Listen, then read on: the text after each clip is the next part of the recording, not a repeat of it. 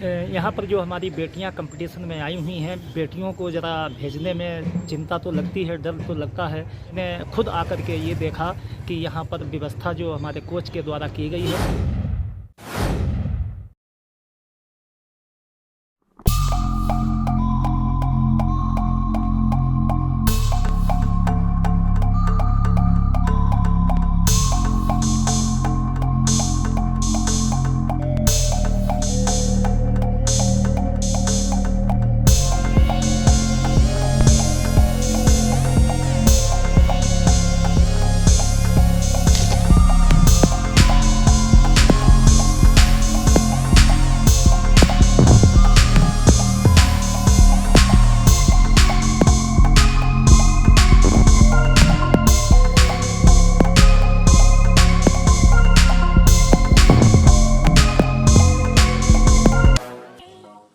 लेकिन मैंने खुद आकर के ये देखा कि यहाँ पर व्यवस्था जो हमारे कोच के द्वारा की गई है, बहुत अच्छी तरह से की गई है।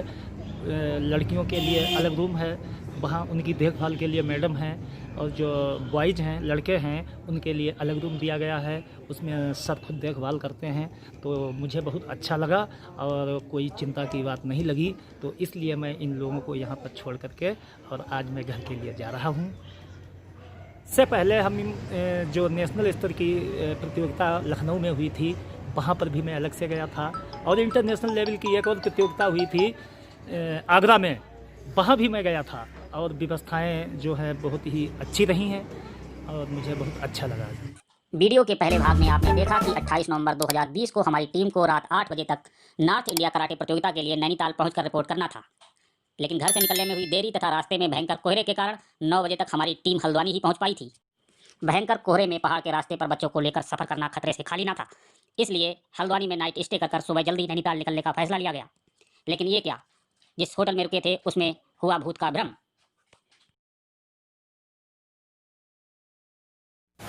अब आगे देखिए।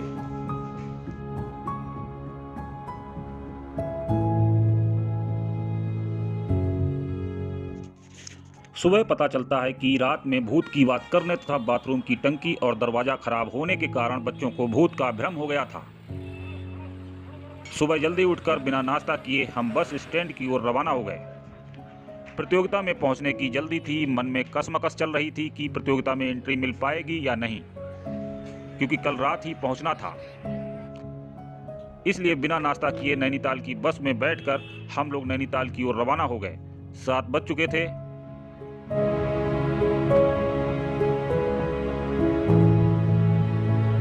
नैनीताल के रास्ते में पहाड़ों को देखकर बच्चों में एक नई ऊर्जा का संचार हुआ।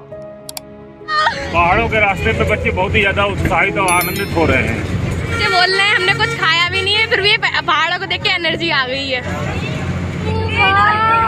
गजब, क्या यहाँ का वो है नजारा।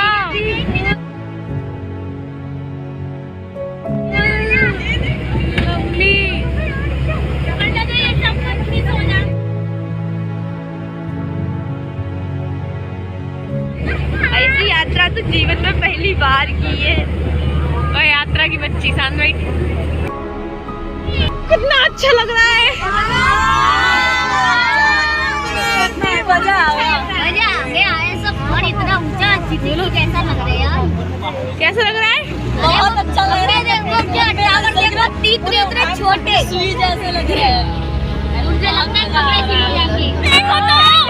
मतलब ऐसा लग रहा है यहाँ पे करते पूरी लेकिन बहुत अच्छा लग रहा है। कहीं भी नहीं सकते, इतना अच्छा लग रहा है।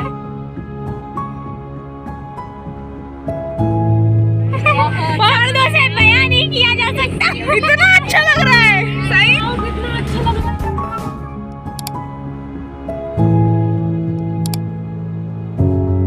ऊपर से देखिए तार तार है, इतना अच्छा लग रहा है। देखो कितने बड़े बड़े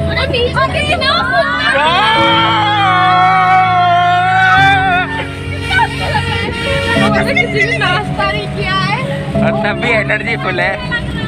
तब भी एनर्जी फुल है। पहाड़ों को देख के एनर्जी आ जाती है।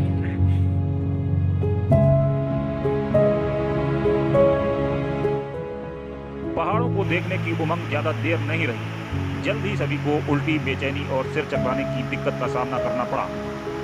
सबसे ज्यादा ऐसू परेशान थी।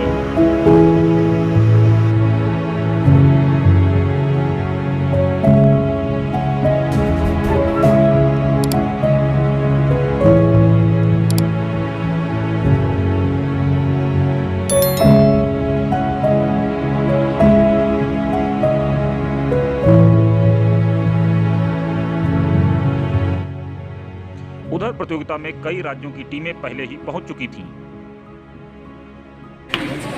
ये ऑल इंडिया वादोकाई की एक चैंपियनशिप है नॉर्थ जोन की, जिसमें हरियाणा, दिल्ली, यूपी, उत्तराखंड 4 राज्यों से विद्यार्थी आए हैं। उत्तराखंड के सीएम माननीय त्रिवेंद्र सिंह रावत भी अपना बधाई संदेश दे चुके थे।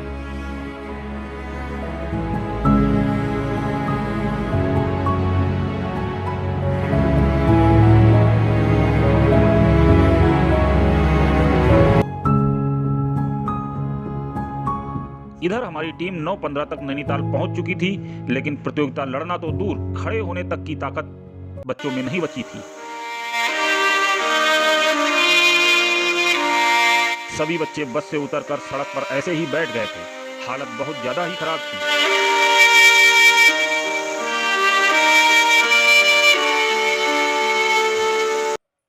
इस प्रतियोगिता में पार्टिसिपेट करना असंभव लग रहा था। किसी तरह से बच्चे ड्रेस पहनकर रेडी हुए, लेकिन फिर भी हमने प्रतियोगिता में पार्टिसिपेट करने के लिए जान लगा देने का फैसला किया।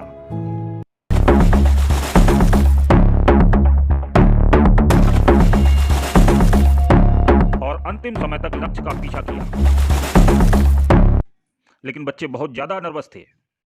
सर मैं कैसे लड़ूंगी कंपटीशन? एनर्जी तो बिल्कुल शरीर में बची नहीं है, सारी उल्टियाँ आ के चली गई है। सर जी अब आप ही कुछ करिए।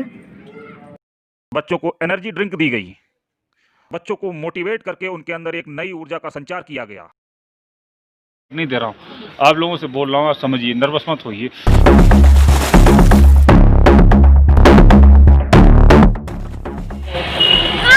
हाँ थोड़ी एनर्जी आई है, अब हम लोग कॉम्पिटिशन लड़ने जा रहे हैं। हम लोग की तबीयत बहुत ज़्यादा खराब हो गई थी, बस से आने में वॉमिटिंग आ रही थी, बहुत अच्छा लगा।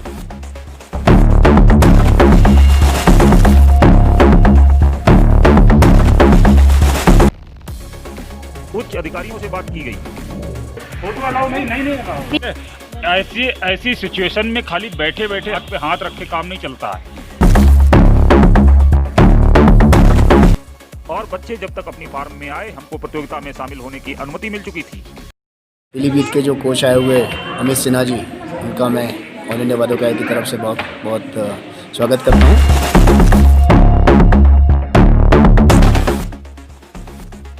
हम अपना काम कर चुके थे, अब हमारी टीम की बारी थी अपना कौशल दिखाने की।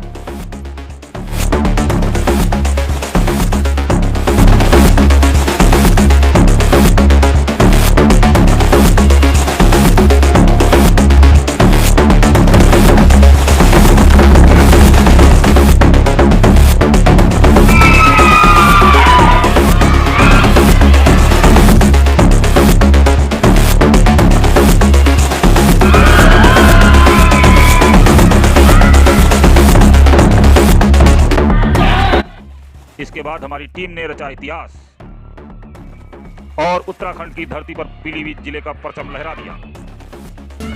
मैं पीलीभीत की टीम को जिंदगी में याद करूंगा, बहुत अच्छी टीम। हाँ। यूपी सुधर रहा है अभी।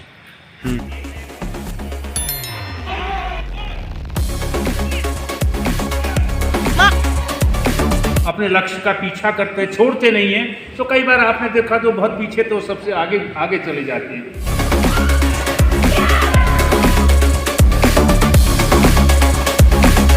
पीलीभीत की जो टीम है वो ऑलरेडी हमारी बहुत अच्छी टीम है।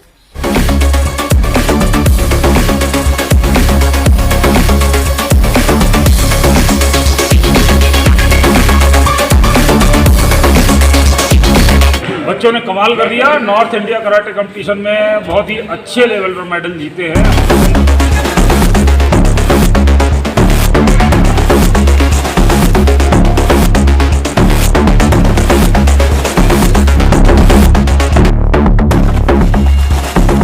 पीलीभीत के बच्चे वैसे भी आगे थे, हमेशा आगे ही रहेंगे। हरियाणा से बहुत लोग आए, हमारे दिल्ली से लोग आए, उत्तर प्रदेश आप सब लोग जानते हैं भी हम एक ही सूबे के एक प्रकार से रहे हैं, और हमारे यहाँ पीलीभीत से नज़दीक से भी काफ़ी लोग यहाँ पर आए हैं। जी, मेरा नाम है संजीव कुशवाहा। मेरी इच्छा हुई कि मैं भी अपने बच्चों के साथ में इस चैम्पियनशिप को देखूं और मैंने देखा, मुझे बहुत अच्छा लगा।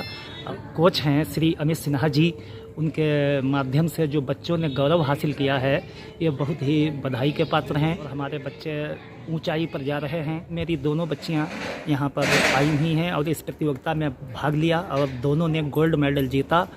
ये मेरे लिए गर्व की बात है और मैं अपनी बेटियों को बेटी ना समझ करके बेटा समझता हूँ और वो बहुत अच्छा परफॉर्मेंस कर रही हैं। आगे जो भी जितनी भी प्रतियोगिताएं होंगी उसमें भी हिस्सा लेंगे।